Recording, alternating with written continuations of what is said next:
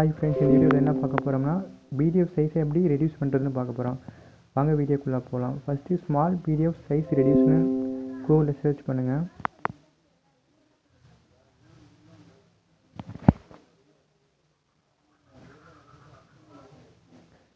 இப்போ கம்ப்ரஸ் பிடிஎஃப்னு ஒரு ஆப்ஷன் இருக்குது, அதை கிளிக் பண்ணுங்கள். கிளிக் பண்ணால் சூஸ் ஃபைலில் ஃப்ரம் டிவைஸ் கொடுத்துட்டு எங்கே அந்த லொக்கேஷன் ஃபைல் இருக்கோ அதை கிளிக் பண்ணுங்கள்.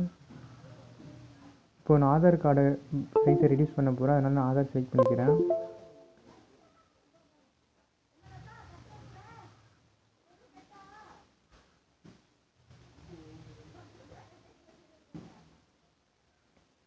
இப்போ பாருங்கள், 1 MBயிலிருந்து 211 KB சேஞ்ச் பண்ணியாச்சு.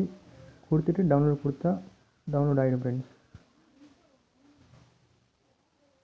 ஓகே ஃப்ரெண்ட்ஸ், தேங்க்யூ ஃபார் வாட்சிங்.